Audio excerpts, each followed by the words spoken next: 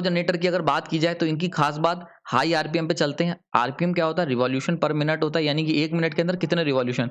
तो कितने तेज चलते हैं? 1500 से आरपीएम से या उससे ज़्यादा। ये याद रखना है, यानी कि जो स्टीम पावर प्लांट के अंदर जनरेटर लगे होते हैं वो 1500 आरपीएम या उससे ज़्यादा तेज़ी से रोटेट करते हैं, ठीक है? लेकिन खास बात क्या है? 50 हर्ट्ज़ की फ्रीक्वेंसी जनरेट करते हैं। यहाँ जो 50 हर्ट्ज़ मैंने लिया है, ये बेसिकली अगर इंडिया है तो 50 हर्ट्ज़ है। अगर अमेरिका जाओगे, अमेरिका या कहीं और कंट्रीज़ में जाओगे तो वहाँ पे हो सकता है 60 हर्ट्ज़ हो। अलग-अलग कंट्रीज़ की अलग-अलग फ्रीक्वेंसी है, ठीक है? और दूसरी बात आती है हाइड्रो जनरेटर की, तो इनकी खास बात क्या होती है? ये रन करते हैं लो आरपीएम पे। लो आरपीएम कितना? तो 100 से 1500 के बीच में इनका हिसाब-किताब रहता है, यानी कि 100 आरपीएम से 1500 आरपीएम के बीच में ही ये रोटेट करेंगे।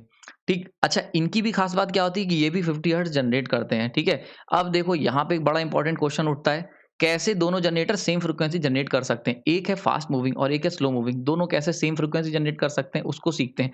तो फ्रीक्वेंसी का फॉर्मूला आपके सामने सब लोग जानते हैं, F equal to P into NS by 120।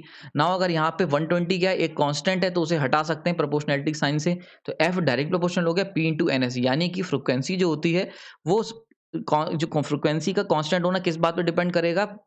Number of poles और स्पीड के प्रोडक्ट के ऊपर। यानी कि अगर आपके कोई ऐसा जनरेटर है जो कि हल्के-हल्के रोटेट कर रहा है, यानी कि अगर स्लो स्पीड से रोटेट कर रहा है तो उसमें लार्ज नंबर ऑफ पोल्स कर दो, यानी कि अगर किसी अल्टरनेटर की स्पीड कम है तो उसके नंबर ऑफ पोल्स बढ़ा दो, ठीक है? और वहीं पे अगर कोई अल्टरनेटर है जो आपका तेजी से रोटेट कर रहा है तो ऐसे केस में हाई स्पीड पे अगर रोटेट कर रहा है तो नंबर ऑफ पोल्स को कम कर दो, ठीक है? तो यही सेम कॉन्सेप्ट हम लोग यूज करते हैं। हाइड्रो जनरेटर क्योंकि हल्के-हल्के चलते हैं तो इसीलिए उनके अंदर नंबर ऑफ पोल्स बढ़ाने पड़ते हैं, ठीक है? मोर देन 4, ठीक है? और जबकि जो टर्बो जनरेटर होते हैं वो बहुत तेज रोटेट करते हैं, तो 2 पोल से या 4 पोल से काम चल जाता है, ठीक है? तो ये चीज़ याद रखना कि जो एक और डिफरेंशिएशन यहाँ पे मैंने आपको बता दिया कि जो हाइड्रो जनरेटर्स होते हैं वो क्या होते हैं? हल्की स्पीड से चलते हैं, इसी वजह से हमें लार्ज नंबर ऑफ पोल्स बढ़ाने पड़ते हैं उसमें, क्योंकि कांस्टेंट फ्रीक्वेंसी चाहिए। वहीं पे जो टर्बो जनरेटर्स होते हैं, जो स्टीम पावर प्लांट में यूज़ होते हैं, क्योंकि उनकी स्पीड बहुत ज़्यादा है, ठीक है? तो एनएस बहुत ज़्यादा है, तो पी नंबर ऑफ पी जो है वो 2 टू 4 ही रखा जाता है, इससे ज़्यादा हम लोग यूज़ नहीं करते, ठीक है? नाउ बात कर लेते हैं रोटर की डिज़ाइनिंग की कि भई अगर हमने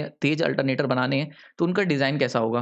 तो टर्बो जनरेटर के बाद खास बात जो सीखने को मिली, हाई आरपीएम और लेस नंबर ऑफ पोल्स, ये है उनकी फीचर्स। अब अगर कोई चीज़ तेज़ रोटेट कर रही है, तो उसकी कंडीशन क्या होनी चाहिए?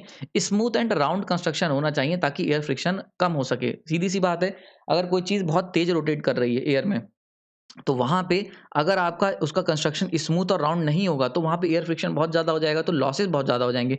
इसीलिए टर्बो जनरेटर को हम लोग सर्कुलर यानी कि सिलिंड्रिकल शेप का बनाते हैं, राउंड रोटर बनाते हैं, ठीक है? वहीं पे अगर बात करी जाए हाइड्रो जनरेटर की, तो उनकी रिक्वायरमेंट क्या है? उनकी रिक्वायरमेंट है लो आरपीएम और लार्ज नंबर ऑफ पोल्स।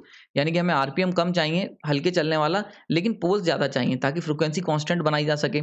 तो इसके लिए क्या कंडीशन है? इसके लिए हम लोग सेलिएंट पोल कंस्ट्रक्शन का इस्तेमाल करते हैं।